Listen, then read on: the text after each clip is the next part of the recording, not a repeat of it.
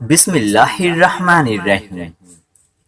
ایک دفعہ ایک مشرک حضرت علی علیہ السلام کی بارگاہ میں حاضر ہوا اور بڑی ہی بے ادبی سے بڑی محفل میں حضرت علی علیہ السلام سے سوال کرنے لگا، تم مسلمان کہتے ہو کہ اللہ نے ہر چیز کو فائدے کے لیے پیدا کیا ہے اور ہر چیز کا کوئی نہ کوئی مقصد ہے، اب مجھے یہ بتائیں کہ انسانوں کو کاٹنے اور اپنے زہر سے مار دینے والے سانپ کو اللہ نے پیدا ہی کیوں کیا؟ سارے مجمع میں خاموشی چھا گئی۔ یہ پہلا موقع نہیں تھا کہ جب کوئی غیر مسلم حضرت علی علیہ السلام کے علم کا امتحان لینے آیا ہو، بلکہ حضرت علی کی تو وہ عظیم بارگاہ تھی کہ جس سے بڑے بڑے جلیل القدر صحابی بھی فیض یاب ہوئے۔ سب مسلمان تو حضرت علی علیہ السلام کو علم کے شہر کا دروازہ سمجھتے ہی تھے، لیکن ساتھ ہی ساتھ مشرکین اور کفار میں بھی حضرت علی علیہ السلام کے علم کے چرچے تھے۔ سبھی لوگ یہ مانتے تھے کہ حضرت علی کو کسی بھی معاملے میں ہرایا نہیں جا سکتا، لیکن مشرکین روزانہ انہی کوششوں میں لگے رہتے کہ کسی طرح مسلمانوں کے نبی حضرت محمد صلی اللہ علیہ وآلہ وسلم کی اس حدیث کو جھوٹا ثابت کیا جائے کہ میں علم کا شہر ہوں اور علی اس کا دروازہ ہے۔ وہ روزانہ ایسے سوالات لے کر آتے کہ کبھی تو حضرت علی کہیں گے کہ مجھے اس کا جواب نہیں آتا، لیکن ہر بار کی طرح اس بار بھی مشرکین کی سازش ناکام ہو گئی جب ان سے مشرک نے سوال کیا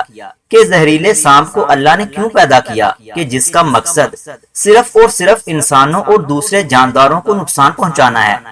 تو میرے اور آپ سب کے آقا حضرت علی علیہ السلام فرمانے لگے، اللہ اپنی بنائی ہوئی ہر چیز سے پیار کرتا ہے، افسوس تو یہ ہے کہ جتنا اللہ کریم ہے انسان اتنا ہی اس کے کرم سے ناواقف ہے۔ اے شخص، اللہ تعالیٰ نے سانپ کے منہ میں زہر اس لیے رکھا تھا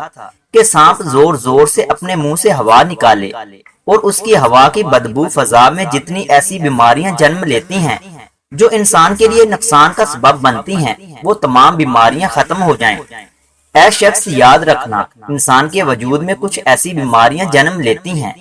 جن کا علاج اللہ تعالیٰ نے سانپ کے زہر میں رکھا ہے۔ افسوس تو یہ ہے کہ انسان صرف وہی جانتا ہے جو وہ جانتا ہے۔ اب اگر جدید سائنس کو دیکھا جائے تو یہ بات ثابت ہو چکی ہے کہ سانپ کا زہر بہت سی بیماریوں کے علاج میں استعمال ہوتا ہے۔ سانپ ایک ایسا جانور ہے جو کہ جنت میں رہا کرتا تھا اور پھر اس نے ایک ایسا کام کیا کہ اس کو جنت سے نکال کر زمین پر بھیج دیا گیا۔ جب سانپ کو اللہ نے پیدا کیا تو تب اس کے منہ سے کافور کی خوشبو آتی تھی، تب اس کے منہ میں زہر نہیں تھا اور وہ جنت میں رہتا تھا۔ پھر جب اللہ نے حضرت آدم علیہ السلام کو پیدا کیا اور ابلیس نے سجدہ کرنے سے انکار کیا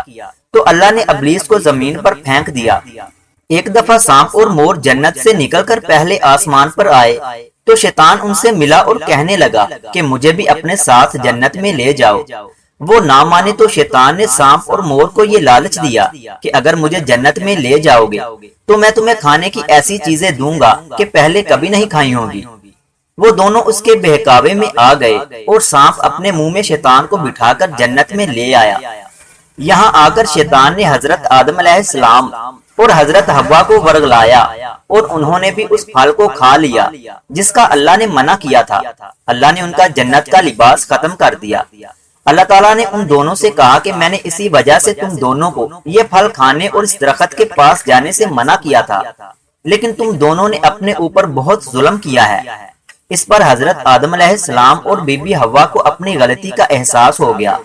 اور انہوں نے اللہ تعالیٰ کی بارگاہ میں حاضر ہو کر معافی مانگی۔ اللہ تعالیٰ نے انہیں معاف کر دیا اور حضرت آدم علیہ السلام کو اور بی بی حوا کو جنت سے نکال کر زمین پر بھیجا اور کہا کہ زمین پر ایک خاص وقت تک تمہارا ٹھکانہ ہے اور تم زمین پر ہی رہو گے۔ اللہ تعالیٰ نے مور اور سانپ کو بھی شیطان کی مدد کرنے پر سزا دی۔ مور کو یہ سزا ملی کہ اللہ نے اس کی خوبصورتی کو اس طرح سے داغدار کر دیا کہ اس کے پاؤں بدصورت کر دیے، اور سانپ کو ایسی سزا ملی کہ اس کے منہ میں زہر بھر دیا۔ اسی لیے باقی تمام مخلوق اب سانپ سے نفرت